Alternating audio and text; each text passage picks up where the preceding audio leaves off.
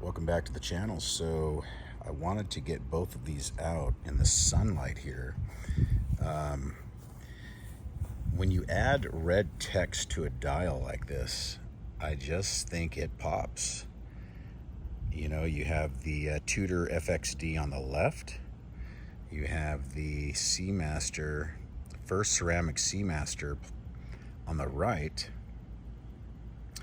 And that red just makes them both pop. I absolutely love them. I love both these watches. These things are so cool.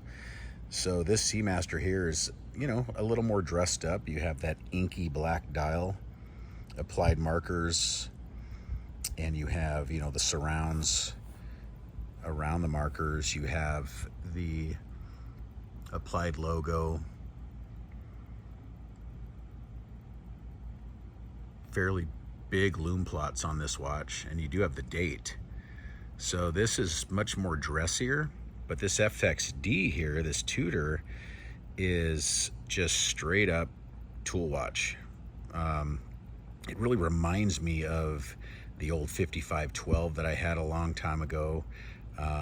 It has pointed crown guards. That 5512 was a 1967, I believe, which had the same thing, pointed crown guards.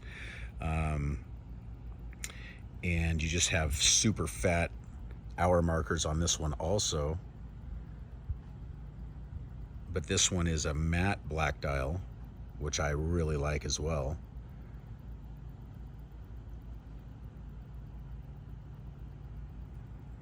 You got your chamfers, beautiful brushing. I really love this FXD over the blue one. I like the traditional rotating bezel, you know, like a traditional diver rotating bezel instead of a countdown bezel. This Omega, same thing. I really like this. Both are awesome watches, awesome dive watches, and both are keeping excellent time. This is the 2500D in the Omega, 50-hour power reserve, I believe. And then this is the, you know, I'm not even sure what reference Tudor movement we have in here, but I do know it's a 70-hour power reserve. And I'm sure it's anti-magnetic. I'm pretty positive it is. What is it, like a 5612, I believe, possibly is the movement.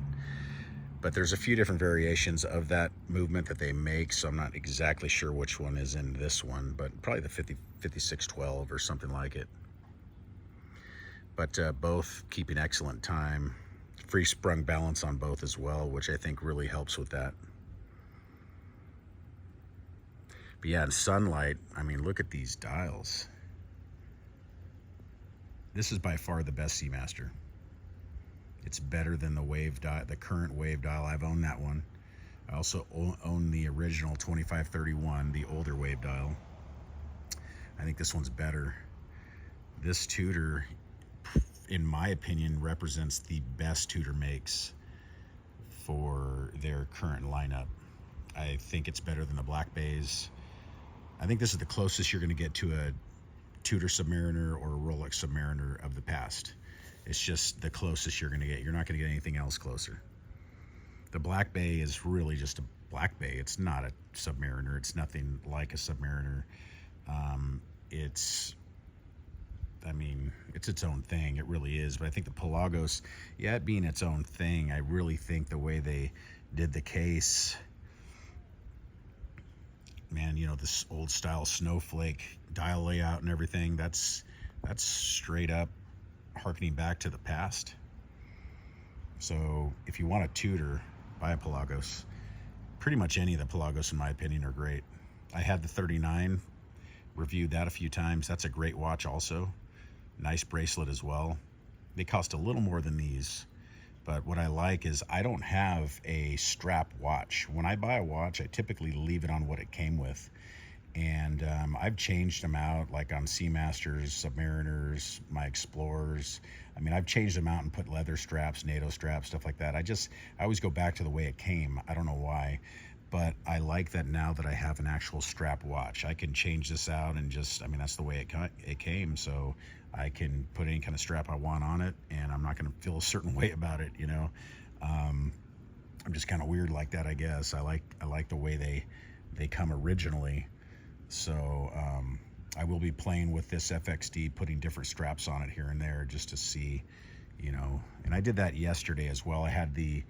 I didn't show any video of it, but I did have the textile rubber that Tudor gave me with this, and it's good. I like it. It doesn't lay very flat like this one does. This cloth, this strap lays flatter, and I like that. I don't like anything bunched up. But anyway, yeah, just wanted to showcase these two watches real fast. And just going back to having that red text, that just really pops on any watch. I mean, if you look at the Sea Dweller 43 millimeter, what is it, 12-600 or something like that. I can't remember exactly that reference.